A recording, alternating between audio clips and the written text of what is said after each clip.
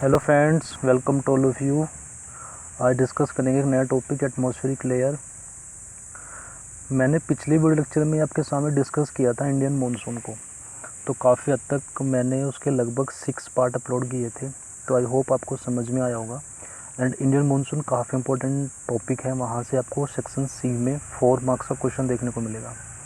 ठीक है, तो उस टॉपिक को आप सीखने की कोशिश करना। ठीक है, आज एक नया टॉपिक स्टार्ट कर रहे हैं, एटमॉस्फेरिक लेयर। तो सबसे पहले हम एटमॉस्फेरिक लेयर का क्लासिफिकेशन देखते हैं, ये कितने टाइप्स की होती है, कैसे इनका डिवीज़न किया गया है। ठीक है, तो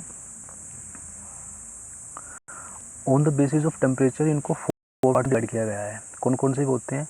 troposphere, stratosphere, mesosphere and thermosphere. तो जो ये क्लासिफिकेशन है ना, ये on the basis of temperature के बेस पे है ये। ठीक है, कैसे हमारे एटमॉस्फेयर में टेम्परेचर डिक्रीज़ कर रहा है, कैसे इंक्रीज़ कर रहा है, अभी डिस्कस करेंगे इसका डायग्राम को। तो troposphere, stratosphere, mesosphere and thermosphere, and that is a classification on the basis of temperature. ये टेम्परेचर के बेस पे क्लासिफिकेशन है। दूसरा जो क्लासिफिकेशन है कंपोजिशन के बेस पे है। कंपोजिशन के बेस पे हमने एटमॉस्फेरिक लेयर को 2 पार्ट्स में डिवाइड किया गया है, दैट इज हेट्रोस्फेयर एंड होमोस्फेयर। ठीक है, कंपोजिशन के बेस पे टू टाइप में इसको डिवाइड किया गया है। और इलेक्ट्रिक चार्ज के बेस पे ये एक पार्ट में डिवीजन होता है, ये इसको इलेक्ट्रिक चार्ज के बेस पे इसको बोलते हैं हम आयनोस्फीयर। ठीक है, इसका एक पार्ट में इसको डिवाइड किया गया है, दैट इज आयनोस्फीयर। ठीक है, यहाँ तक क्लियर हो गया। तो ऐसे इनका electric charge, composition and temperature, ये 3 पार्ट के हिसाब से इनका डिवीज़न था। ठीक है, अब इसका डायग्राम को समझते हैं। ये हमारा सदाबहार डायग्राम जो बचपन से पढ़ते आ रहे,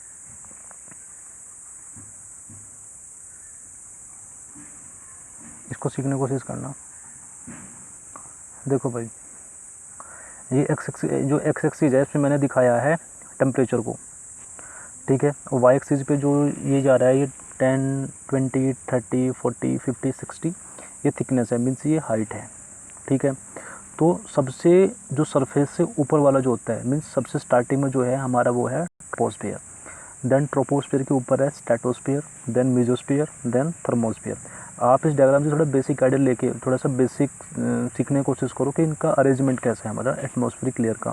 तो सबसे नीचे ट्रोपोस्फियर हो गया, और ट्रोपोस्फियर में देखो कि टेम्परेचर हमारा डिक्रीज़ कर रहा है, लगभग 21, 22 से स्टार्ट हो रहा है, देन टेम्परेचर कंटिन्यूसली डिक्रीज़ करता जा रहा है। ठीक है, अब इसके ऊपर एक जो ट्रोपोस्फियर का जो अपर वाला पार्ट है, वहाँ पे जो उसका अपर वाला पार्ट है उसको बोलते हैं हम ट्रोपोपोज। ये एक हमारा आइसोथर्मल लेयर होती है, यहाँ पे टेम्परेचर क्या होता है, कांस्टेंट रहता है।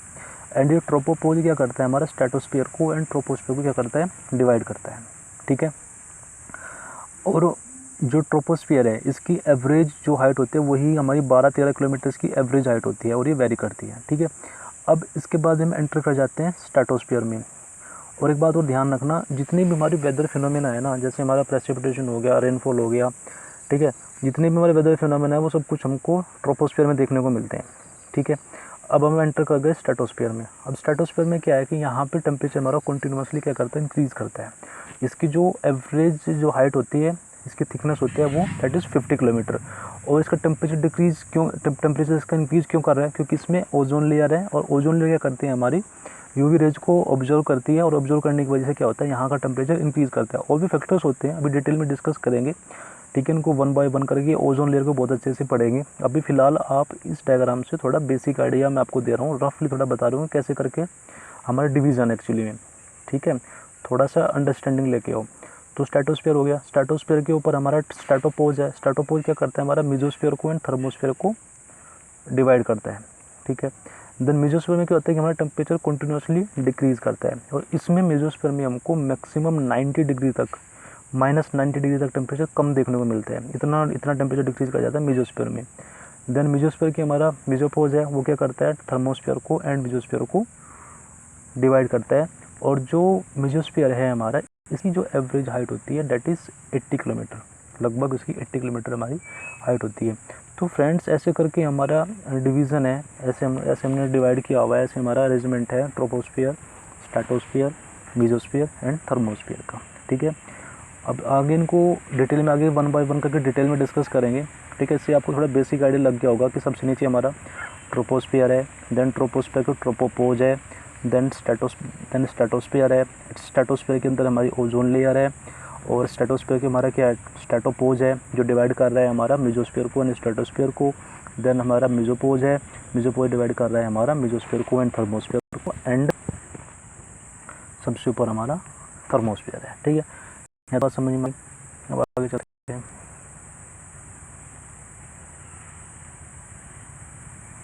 अब ट्रोपोस्फीयर की बात करते हैं। ट्रोपोस्फीयर में क्या है कि ये जो लगभग इसकी हाइट है एवरेज सरफेस से लगभग वही 11 किलोमीटर तक इसकी एवरेज हाइट होती है। Contain all the weather condition, जो हमारी जितनी वेदर कंडीशन है सब इसमें हमको देखने को मिलती है। वही रेनफॉल वगैरह, प्रेसिपिटेशन, क्लाउड फॉर्मेशन, सब कुछ जो भी ये इस तरह की कंडीशन होती है, इस तरह के फिनोमेना होते हैं, वो सब कुछ हमको ट्रोपोस्फीयर के अंदर देखने को मिलते हैं। दूसरी बात है इसमें आइसोथर्मल लेयर, वही जो आइसोथर्मल लेयर वही है ट्रोपोपोज जो डिवाइड करते हैं ट्रोपोस्फीयर को एंड स्ट्रेटोस्फीयर को। ऐसा बात समझ में आ गई। अब नेक्स्ट पॉइंट में लिखा है कि जैसे जैसे हमारी हाइट बढ़ रही है वैसे वैसे हमारा क्या होता है, टेम्परेचर डिक्रीज़ करता जाता है। इसका मतलब क्या है, इसका मतलब आप ऐसे समझो कि जैसे मान के चलो हम लोग ना जो हमारा अर्थ का जो सरफेस है, हम अर्थ सरफेस से अपवर्ड मूव करते जा रहे हैं ऐसे करके। तो जैसे जैसे हमारी हाइट बढ़ती जा रही है ना वैसे वैसे हमारा एटमॉस्फेयर में टेम्परेचर डिक्रीज़ करता है। ठीक है, और जो लेफ्ट रेट होता है वो 6.5 डिग्री सी पर किलोमीटर होता है। अब ये लेफ्ट रेट क्या हुआ, ठीक है। तो फ्रेंड्स, जब मैंने ओशनोग्राफी क्लाइमेटोलॉजी की लेक्चर सीरीज स्टार्ट की थी तो मैंने लगभग मेरा 3rd लेक्चर जो था इसी पे था, स्टेबिलिटी एंड इनस्टेबिलिटी के नाम से मैंने लेक्चर डाला हुआ है। क्लाइमेटोलॉजी मैंने काफ़ी पहले वो लेक्चर डाल दिया था, उसमें मैंने सब कुछ डिस्कस किया हुआ है कि लैप्स रेट क्या होता है, इन्वायरमेंटल लैप्स रेट क्या होता है, नॉर्मल लैप्स रेट क्या होता है, एडियाबेटिक लैप्स रेट क्या होता है, ड्राई एडियाबेटिक लैप्स रेट क्या होता है, वेट एडियाबेटिक लैप्स रेट क्या होता है, स्टेबिलिटी कंडीशन कब होती है, इनस्टेबिलिटी कंडीशन कब होती है, और उनके बीच में, इन सब के बीच में, ड्राई एडियाबेटिक, मोस्ट एडियाबेटिक, इन सब के बीच में रिलेशन की वजह से कैसे कैसे हमारी डिफरेंट कंडीशन बनती है, वो मैंने बहुत डिटेल में व्हाइट बोर्ड पर डिस्कस किया हुआ है। अगर आपने नहीं देखा है तो उसको देख लो, मैं लिंक डिस्क्रिप्शन बॉक्स में डाल दूंगा, अब वहाँ से इसको बहुत अच्छे से सीख लेना। ठीक है, और अगर आपने नहीं देखा है तो मैं अभी फ़िलहाल लैप्स रेट को, ड्राई एडियाबेटिक लैप्स रेट को या एडियाबेटिक लैप्स रेट को मैं थोड़ा शॉर्ट में ब्रीफ में डिस्कस कर रहा हूँ आपको। अगर आपने देख लिया तो बहुत अच्छी बात है, आपका रिवाइज हो जाएगा। अगर नहीं देखा तो वहाँ से सीख लेना। ठीक है, तो पहले डिस्कस कर लेते हैं उसको, लैप्स रेट को डिस्कस कर लेते हैं कि ये होता क्या है दोबारा से, आगे फिर इसको कंटिन्यू करेंगे ट्रोपोस्फीयर को। लैप्स समझने की कोशिश करते हैं।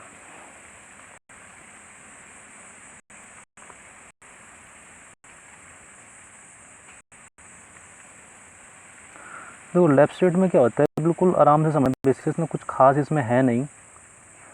मान के चलो आप कि हाँ, ये क्या बोलते हैं, ये अर्थ सरफेस है, पेड़ लगे हुए हैं, घर वर बना हुआ है यहाँ पे, अर्थ सरफेस ही होगा। ठीक है, अर्थ सरफेस है। यहाँ से अब मैं अपवर्ड मूव कर रहा हूँ, मीन्स एटमॉस्फेयर में। ठीक है, डिस्कस हम ट्रोपोस्फीयर को ही कर रहे हैं अभी मैं क्या कर रहा हूँ, ट्रोपोस्फीयर में, एटमॉस्फेयर में अपवर्ड मूव कर रहा हूँ। थोड़ा सा ऊपर गया, थोड़ा सा और ऊपर गया, थोड़ा सा और ऊपर गया, थोड़ा सा और ऊपर गया, तो मेरा हाइट बढ़ रही है ना, मेरा एलिवेशन बढ़ रहा है ना, जैसे जैसे मैं ऊपर की तरफ जा रहा हूँ एटमॉस्फेयर में। तो होता क्या है कि जैसे जैसे मैं एटमॉस्फेयर में अपवर्ड मूव कर रहा हूँ तो वैसे वैसे जो हमारा एटमॉस्फेयर टेम्परेचर है वो डिक्रीज़ करता है। ठीक है, तो एटमॉस्फेयर में हाइट के बढ़ने से एयर मास का टेम्परेचर जो डिक्रीज होता है, और इस पूरे कंप्लीट फिनोमेना को बोलते हैं लैप्स रेट। अब ये कितना टेम्परेचर हमारा डिक्रीज़ करता है, ये करता है हमारा 1 किलोमीटर अगर मैंने ट्रैवल कर लिया, 1 किलोमीटर ट्रैवल करने 6.5 डिग्री से डिक्रीज़ कर जाता है। अब कैसे कर जाता है, जैसे मान के चलो मैं यहाँ पे हूँ, यहाँ पे टेम्परेचर 20 डिग्री सी है। ठीक है, अब मैंने 1 किलोमीटर ट्रेवल किया और उसके बाद मैं यहाँ पे पहुँच गया। ठीक है, और यहाँ पे जो मैं टेम्परेचर देखूंगा ना एयर पार्सल का, वो 6.5 डिग्री से डिक्रीज़ कर जाएगा। अगर यहाँ पे 20 था तो यहाँ पे कितना हो जाएगा, 13.5 हो जाएगा यहाँ पे। ठीक है, जब मैं 1 किलोमीटर ट्रेवल कर लूँगा। ये बात बताओ समझ में नहीं आई या नहीं आई।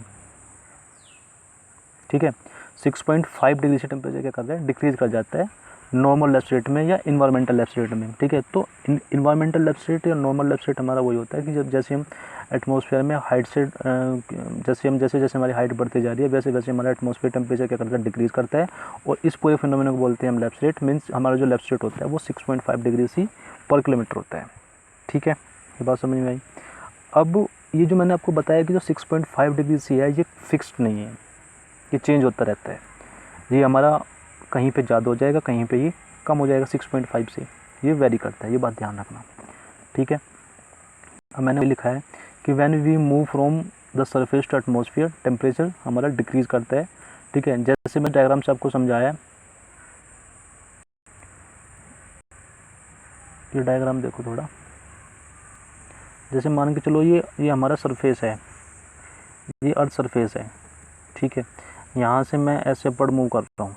ठीक है, तो देखो टेम्परेचर हमारा डिक्रीज़ कर रहा है 25, 24, 20 एंड 14 डिग्री से। तो मैंने समझाने के लिए डाटा दिया है आपको, जैसे जैसे मैं एटमॉस्फेयर में अपवर्ड मूव कर रहा हूँ तो टेम्परेचर क्या कर रहा है, कंटिन्यूसली डिक्रीज़ कर रहा है। और जो नॉर्मल लेफ्ट स्टेट होता है वो 6.5 डिग्री से होता है, या इन्वायरमेंटल लेफ्ट हमारा 6.5 डिग्री से पर किलोमीटर होता है। मीन्स हम जैसे एटमॉस्फेयर से 1 किलोमीटर हम ट्रेवल कर जाएंगे तो एवरेज जो टेम्परेचर फॉल होगा वो हमारा 6.5 डिग्री से होगा।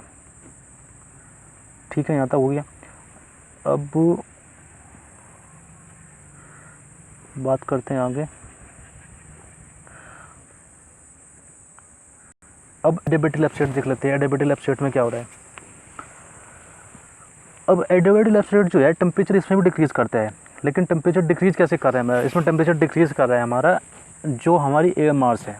देखो टेम्परेचर डिक्रीज़ कैसे कर रहा है एडिएबेटिव लेफ्ट स्टेट में, पहले फर्स्ट वाले को देखो, इसमें एक्चुअली क्या होता है कि हम लोग ना सोर्स से अपर मूव कर रहे थे, ये सोर्स था। सोर्स कैसे, आप यहाँ पे हमारा रेडिएशन आ रहा है, सन का रेडिएशन आ रहा है। ठीक है, सन रेज आ रही है, जिसमें क्या हो रहा है हमारा टेम्परेचर क्या कर रहा है, यहाँ का इंक्रीज़ कर रहा है। और टेम्परेचर इंक्रीज़ करने की वजह से क्या होता है कि यहाँ पे मैंने काफ़ी बार डिस्कस कर चुका हूँ मैं आपके सामने कि जब एयर पार्सल क्या होगा, वार्म हो जाएगा, वार्म होने के बाद क्या करेगा, वो राइज करना स्टार्ट हो जाएगा। तो मीन्स जो हमारा लैंड है, लैंड वाला पार्ट है, ये सोर्स का काम करता है। ठीक है, और तो जैसे जैसे हम सोर्स से दूर हटते जाते हैं वैसे वैसे हमारा जो एयर पार्सल उसका टेम्परेचर क्या करता है, डिक्रीज़ करना शुरू कर देता है। और जैसे जैसे वो सोर्स के पास आता है वैसे वैसे हमारा टेम्परेचर क्या करता है, इंक्रीज़ करना शुरू कर देता है। ठीक है, ये केस था हमारा नॉर्मल लेफ्ट स्टेट का या इन्वायरमेंटल स्टेट का। ठीक है,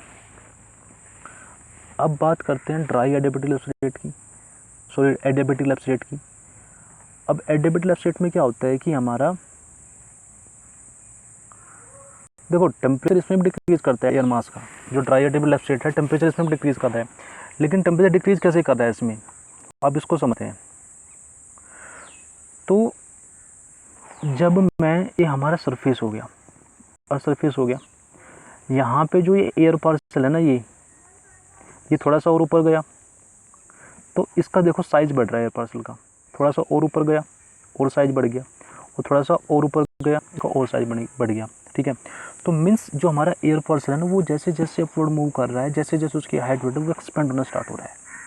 तो एडिएबेटिव की कंडीशन यही होती है कि इसमें एयर पार्सल का टेम्परेचर तो डिक्रीज़ करेगा जब एयर पार्सल हमारा अपवर्ड मूव करेगा, लेकिन जो वो टेम्परेचर डिक्रीज़ कर रहा है वो सोर्स से दूर जाने की वजह से नहीं हमारा डिक्रीज़ कर रहा है, वो हमारा एयर पार्सल का टेम्परेचर डिक्रीज़ करता है ड्यू टू जो एयर पार्सल है वो एक्सपेंड कर रहा है, उसको वॉल्यूम क्या हो रहा है, बड़ा हो रहा है, उसका साइज़ बड़ा हो रहा है। ठीक है, तो एयर पार्सल के एक्सपेंड करने की वजह से हमारा एयर का टेम्परेचर हमारा डिक्रीज़ करता है। इसके रिवर्स में क्या होता है, अब ये इस कुछ हाइट पे पहुंच गया, अब जैसे जब ये डाउनवर्ड मूव करेगा, तो जब डाउनवर्ड मूव करेगा देखो उसका पहले कितना साइज़ था, अब डाउनवर्ड मूव करने के बाद में क्या करेगा, इसमें कॉन्ट्रैक्शन होगा। ठीक है, कॉन्ट्रैक्शन होने की वजह से इसमें क्या होगा, देखो इसका साइज डिक्रीज़ कर गया, फिर और नीचे गया और डिक्रीज़ कर गया। ठीक है, तो कॉन्ट्रैक्शन होने की वजह से इसका टेम्परेचर क्या करेगा, अब इंक्रीज़ करेगा। आपके समझ में आ रहा है मैं क्या समझाना चाह रहा हूँ। जैसे हमारा एयर पार्सल अपवर्ड मूव कर रहा है तो उसमें एयर पार्सल में एक्सपेंड हो रहा है, एयर पार्सल क्या कर रहा है, एक्सपेंड हो रहा है, और एयर पार्सल एक्सपेंड होने की वजह से टेम्परेचर क्या कर रहा है, उसका टेम्परेचर डिक्रीज़ कर रहा है। इसके रिवर्स में जब टेम्परेचर हमारा, इसके रिवर्स में जब एयर पार्सल डाउनवर्ड मूव कर रहा है, नीचे की तरफ आ रहा है, तो उसमें क्या कर रहा है, कॉन्ट्रैक्शन हो रहा है। तो जो मतलब एयर पार्सल का जो साइज़ है ना वो कंटिन्यूसली डिक्रीज़ कर रहा है, जब रिवर्स कंडीशन है, जब हमारा एयर पार्सल नीचे की तरफ मूव कर रहा है, तो जिसकी वजह से क्या होगा, उसमें टेम्परेचर इंक्रीज़ करेगा। और जब एयर पार्सल हमारा ऊपर की तरफ मूव कर रहा था तब उसका साइज़ क्या कर रहा था, इंक्रीज़ कर रहा था, जिसकी वजह से उसका टेम्परेचर हमारा डिक्रीज़ करता है। ठीक है, वही चीज़ यहाँ पे लिखी हुई है कि ये टेम्परेचर डिक्रीज़ करेगा but not due to move away from the source, लेकिन वो टेम्परेचर हमारा सोर्स से दूर जाने की वजह से नहीं करता है। टेम्परेचर डिक्रीज़ और increase due to contraction and expansion, जो हमारा टेम्परेचर डिक्रीज़ या इंक्रीज़ कर रहा है वो एयर पार्सल कॉन्ट्रैक्शन या एक्सपेंशन होने की वजह से हो रहा है। ठीक है, if the air parcel increase ठीक है। अगर देखो वही चीज़ मैं लिखूँगा, अगर एक्सपेंशन हो रहा है तो हमारा टेम्परेचर क्या करेगा, डिक्रीज़ करेगा, अगर कॉन्ट्रैक्शन हो रहा है तो टेम्परेचर हमारा उसका इंक्रीज़ करेगा। वही मैंने यहाँ पे डायग्राम बनाया, बिल्कुल इस बेसिक सी चीज़ है यार, इसमें कोई इतना टेक्निकल नहीं है। ओवर मूव कर रहा है तो एक्सपेंशन हो रहा है, टेम्परेचर डिक्रीज़ कर रहा है, डाउनवर्ड मूव कर रहा है तो उसमें क्या होगा, उसका साइड डिक्रीज़ कर रहा है, कॉन्ट्रैक्शन हो रहा है, टेम्परेचर क्या करेगा, इंक्रीज़ कर जाएगा। ठीक है, तो ये इसका हमारा क्लासिफिकेशन था। ऐसे हमारा ये सब पूरा प्रोसेस, ये पूरा वो फिनोमेना होता है हमारा एडियाबेटिक लेफ्ट साइड का।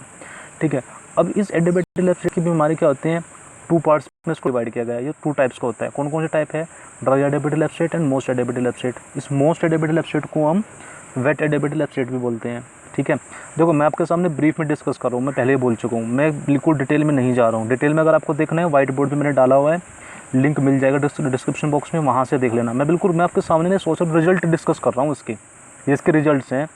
ठीक है, और ये पार्ट है स्टेबिलिटी एंड इनस्टेबिलिटी का। ठीक है, तो एटमॉस्फेरिक क्लियर में भी ये काम आएगा। ठीक है, तो वही मैं डिस्कस कर रहा हूँ। अब ड्राई एडियाबेटिक लेफ्ट साइड और ये वेट एडियाबेटिक लेफ्ट साइड क्या होता है, अगर हमारा देखो इस डायग्राम को समझने की कोशिश करना, जो बीच में लाइन खींची है ना, ये बीच वाली लाइन शो कर रही है कंडेंसेशन लेवल को। अगर हमारा adiabatic left side condensation level से नीचे हो तो उसको बोलते हैं ड्राई एडियाबेटिक लेफ्ट साइड, और अगर हमारा adiabatic left side condensation level से ऊपर हो तो उसको बोलते हैं वेट एडियाबेटिक लेफ्ट साइड। ठीक है, वही चीज़ मैंने यहाँ पे लिखी हुई है। दूसरी बात, जो ड्राई एडियाबेटिक लेफ्ट साइड होता है हमारा, वो 10 डिग्री सी पर किलोमीटर होता है। मीन्स अगर मैं 10 डिग्री सी, अगर मैं सरफेस से 1 किलोमीटर ऊपर मूव कर जाता हूँ तो एयर पार्सल का 10 डिग्री से टेम्परेचर डिक्रीज़ कर जाएगा। ऐसे ही जब मैं अगर डाउनवर्ड मूव करता हूँ ऊपर से नीचे की तरफ, और अगर ड्राई एडियाबेटिक लेफ्ट साइड है, वो 10 डिग्री सी पर किलोमीटर हमारा टेम्परेचर इंक्रीज़ कर जाएगा एयर पार्सल का, और ये फिक्स होता है। ये बात ध्यान रखना इंपॉर्टेंट है। Dry adiabatic left side 10 degree C per kilometre fix होता है।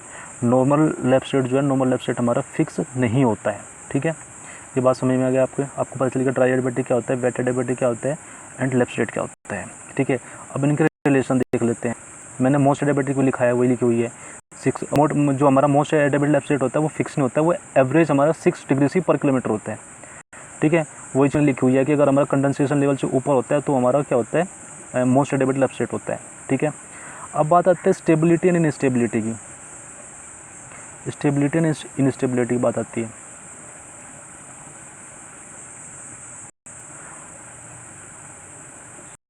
तो उसको देखें। इफ स्टेबिलिटी केस में क्या हो रहा है कि no vertical movement. Stability case में एयर पार्सल में कोई वर्टिकल मूवमेंट नहीं होता है, और इनस्टेबिलिटी केस में कहते हैं कि वर्टिकल मूवमेंट होता है। ठीक है, 2 बात तो ये ध्यान रखना। स्टेबिलिटी के केस में क्या हो रहा है कि एयर पार्सल में हमको वर्टिकल मूवमेंट देखने को नहीं मिलता है, और इनस्टेबिलिटी के केस में क्या हमारा वर्टिकल मूवमेंट हमारा होता है। अब मूवमेंट हमारे कितने टाइप के हो सकते हैं, ये मूवमेंट हमारे एयर पार्सल के 2 टाइप के हो सकते हैं। मीन्स एक तो एयर हमारी सरफेस से ऊपर की तरफ मूव कर सकती है, दूसरी हमारी ऊपर से सरफेस की तरफ मूव कर सकती है। तो 2 टाइप के मूवमेंट हो सकते हैं ना एयर के, एक तो ऊपर एयर राइज कर रही है, एक एयर सिंक कर रही है, तो 2 टाइप के हमारे मूवमेंट हो गए। ठीक है, जब हमारी एयर मूव करती है अपवर्ड, ठीक है, तो वो मूव कर रही है इनस्टेबिलिटी। जब हमारी एयर ग्राउंड की तरफ मूव कर रही है, देन वो मूव करते हैं हमारी स्टेबिलिटी के लिए। ठीक है, वो मूव करते हैं हमारी स्टेबिलिटी के लिए। और कब हमारी स्टेबिलिटी कंडीशन होगी, कब हमारी इनस्टेबिलिटी कंडीशन होगी, वो हमको रिलेशन बताएगा in between normal left side, dry adiabatic left side and wet adiabatic left side. इनके बीच में कुछ रिलेशन होती है जो डिफाइन करते हैं कि हमारा वो स्टेबल होगा या अनस्टेबल होगा। वो सब मैं आपके सामने डिस्कस कर रहा हूँ। उसकी 3-4 कंडीशन है, वो भी देख लेंगे। ठीक है, तो अब कब स्टेबल होगा, कब अनस्टेबल होगा, वो चीज़ देखते हैं। तो स्टेबिलिटी कंडीशन कब होती है कि जब हमारा, इसको हटा देते हैं यार,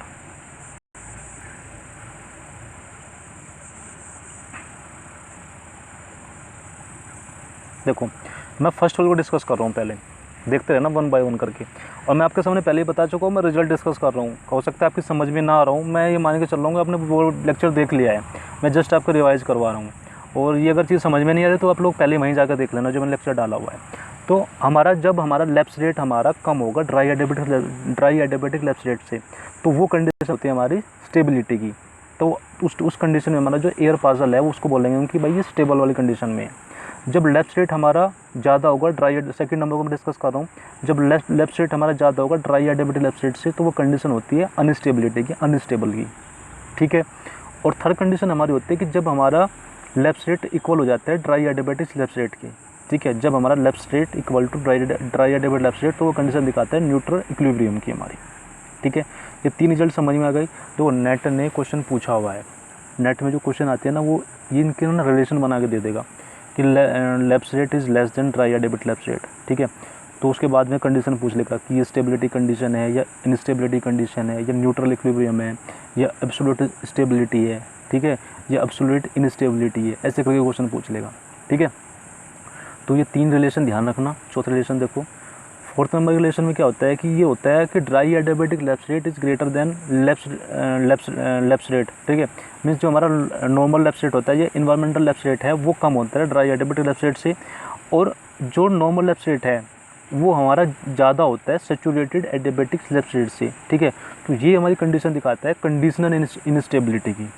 ठीक है, ये बात ध्यान में रखना। उस आएंगे 2018 वाले पेपर में ये वाली कंडीशन देके पूछा हुआ है कि कंडीशनल इनस्टेबिलिटी कंडीशन क्या है। तो कंडीशन हमारी जो मैंने लिखी हुई है यही है कि इसमें जो DALR है दैट इज़ ग्रेटर देन हमारा NLR, ठीक है, नॉर्मल लेफ्ट रेट, एंड जो नॉर्मल लेफ्ट रेट है वो ज़्यादा होता है वेट एडियाबेटिक लेफ्ट रेट से। ठीक है, तो उसको नोट डाउन करना, ध्यान में रखना।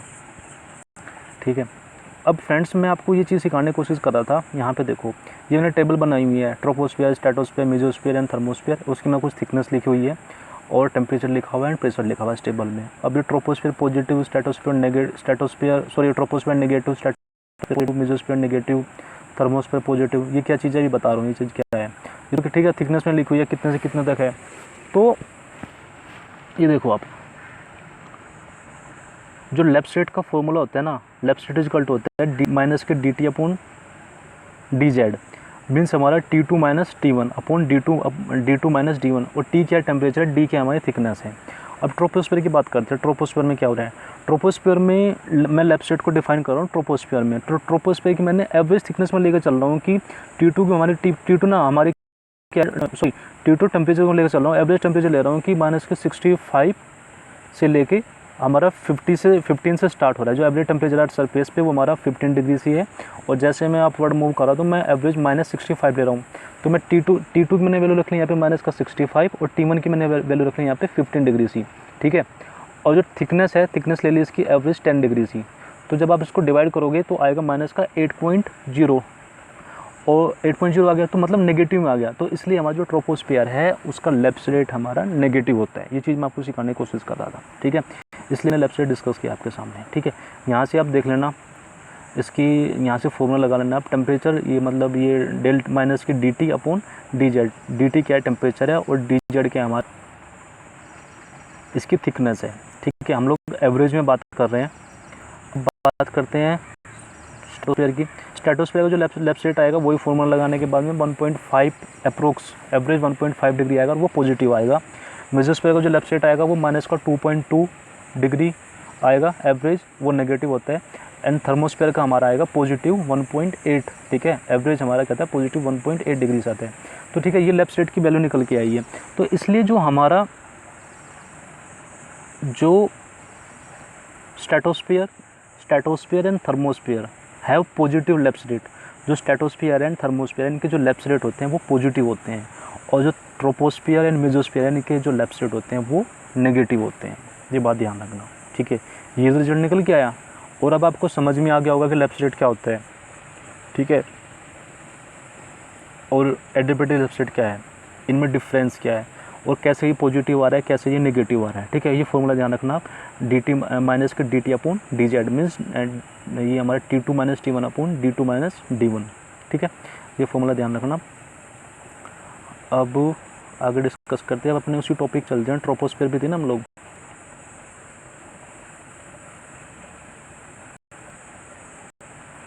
बात करते हैं ट्रोपोस्फीयर की।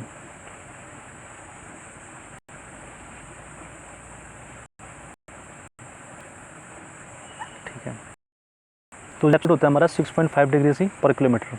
1 किलोमीटर में हमारा 6.5 डिग्री से टेम्परेचर क्या करता है, डिक्रीज कर जाता है। अब एक टर्म आती है टेम्परेचर इन इन्वर्जन। अब देखो टेम्परेचर इन्वर्जन में कोई इतनी बड़ी चीज़ नहीं है एक्चुअली। क्या है कि जैसे मैंने आपके सामने डिस्कस किया कि जैसे जैसे हमारी हाइट बढ़ रही है वैसे वैसे हमारा टेम्परेचर क्या कर रहा है, डिक्रीज़ कर रहा है।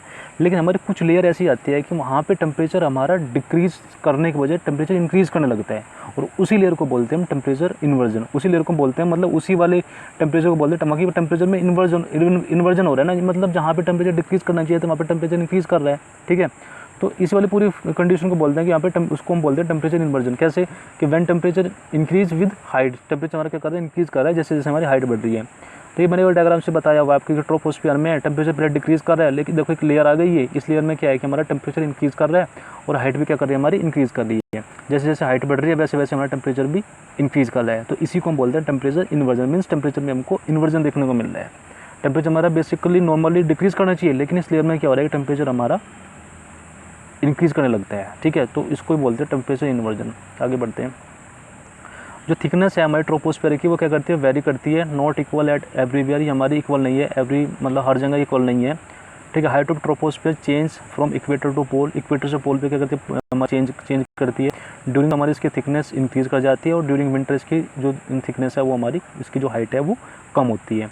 Troposphere have troposphere have more height at equator compare to pole. जो ट्रोपोस्फियर है उसकी उस पर इक्वेटर पे हमारी हाइट ज़्यादा होती है एंड पोल पे हमारी इसकी हाइट कम होती है। ठीक है, देन ट्रोपोपोज को आपके बारे में मैंने बताया था। ट्रोपोपोज क्या होता है कि हमारा जो इसको ट्रोपोस्फियर को ना स्ट्रेटोस्फियर को क्या करता है, हमारा डिवाइड करता है, उसको हम ट्रोपोपोज बोलते हैं। और जो ट्रोपोपोज है उसकी एवरेज थिकनेस 1.7 किलोमीटर होती है। ये हमारी आइसोथर्मल लाइन होती है, यहाँ पे टेम्परेचर हमारा कांस्टेंट रहता है। और जो यहाँ का NLR है मीन्स नॉर्मल लैप्स रेट है, वो क्या होता है, 0 होता है। बात ध्यान रखना इंपॉर्टेंट है, और ये सेपरेट करता है हमारा ट्रोपोस्फियर को एंड स्ट्रेटोस्फियर को। ठीक है, तो ये सब कुछ था आज थोड़ा मैंने बेसिक डिस्कस किया आपके सामने। कुछ आज तो इसमें चला गया कि लैप्स रेट क्या होता है, ड्राई एडिबिलिटी क्या होता है। ठीक है, तो नेक्स्ट लेक्चर में करेंगे एटमॉस्फेयर को। आई होप आपको समझ में आया होगा। ठीक है, आप लोग उस चैनल को थोड़ा सब्सक्राइब भी करो, आप लोग इसको देख कर निकल लेते हो वैसे ही। ठीक है, तो मिलते हैं नेक्स्ट लेक्चर में।